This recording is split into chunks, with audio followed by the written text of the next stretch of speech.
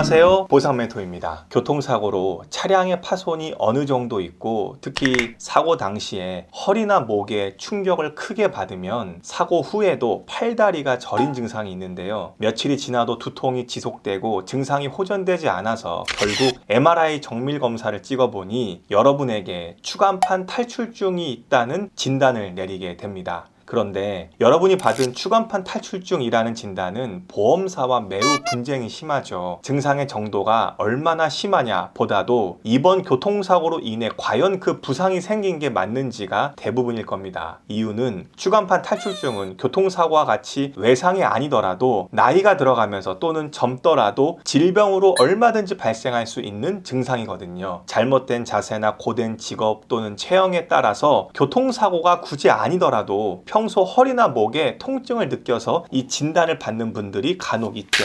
그러다 보니 교통사고로 정밀검사를 해서 통증도 있었고 충격도 충분히 있었는데도 그래서 당당히 추간판 탈출증이라는 진단을 받았지만 이 증상이 교통사고로 인해서 정말 발병했는지를 또 한 번 따져봐야 하는 절차가 생길 수밖에 없죠. 바로 그게 여러분이 잘 알고 있는 사고 기여도 또는 외상 기여도라고도 부릅니다. 추간판 탈출증이라는 진단에 여러분이 당한 교통사고의 그 충격이 어느 정도의 영향을 주었는지 그것을 퍼센트로 보는 거죠. 30%나 50%, 70% 같은 소견으로요. 특히 여러분의 나이가 많으면 많을수록 차량의 충격이 경미할수록 사고 기여도가 좀 적어질 수 있어요. 척추의 추체 상태가 깨끗한 사람도 있지만 보통 퇴행성 변화가 다들 있거든요. 우리 이마에 주름과 같은 거죠. 그래서 대부분 교통사고로 이 진단을 받은 피해자들이 늘 보험사와 분쟁이 되는 겁니다. 이럴 때 여러분이 우선적으로 분쟁을 해결할 수 있는 가장 빠른 방법은 여러분의 주치의에게 사고 기여도에 대한 소견을 받아놓는 거죠. 주치의는 여러분의 증상과 현재 상태, 정밀 검사 결과 등을 종합적으로 보고 외상이 어느 정도만큼 영향을 미쳤는지를 판단해 줄 수 있죠. 그래서 저희 채널에 교통사고로 의료기관과 전문의를 잘 선택하라고 그렇게 강조를 드린 이유도 여기에 있는 거예요.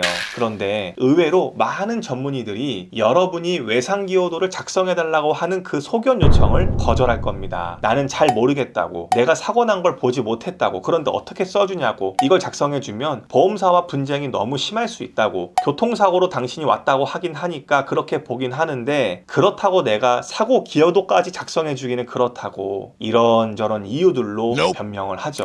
사실 여러분에게는 교통사고로 입원을 하거나 외래진료를 온 이 전문의가 전부인데 사실 이 병원의 이 의사가 나를 가장 잘 아는 거거든요. 그런 전문의가 사고 기여도가 없는 것처럼 여러분에게 말을 하거나 응해주지 않으면 어떻게 할까요? 아주 좋은 방법이 있어요. 저희가 여러분의 사고 기여도를 계산하는 공신력 있는 자료를 보여드릴게요. 많은 전문의들이, 특히 대학병원의 교수들이 교과서처럼 참고하는 표이죠. 여러분의 주치의가 이걸 모를 수도 있기 때문에 그대로 주치의에게 이 자료를 설명해 준다면 대부분 소견에 잘 응해줄 거예요. 여러분의 교통사고를 이제 여기에 적용해보면 비슷한 유형의 가상의 피해자를 한 명 적용해보고 점수를 더해보겠습니다. 첫 번째가 손상 기전이라고 하는 건데요. 어려운 말이지만 간단합니다. 여러분이 다친 과정, 여러분이 다친 충격을 묻는 건데요. 아마 대부분 가벼운 재해에 해당할 거예요. 그럼 0점이고, 두 번째가 여러분이 발병한 추간판 탈출증의 위치가 요추 3, 4번 이하나 또는 경추 4, 5번 이하가 많으니 그럼 0점이고, 물론 그 위에라면 점수가 1점 내지 2점이 추가되겠죠. 우선 0점으로 하고, 세 번째는 과거력에서 교통사고 이전 1년 동안 증상이 없었다고 간주하고 그럼 2점을 받죠. 네 번째는 추간판 탈출증의 변성이 어느 정도 되었냐는 건데 보통 일반적인 변성은 다 갖고 있죠. 그럼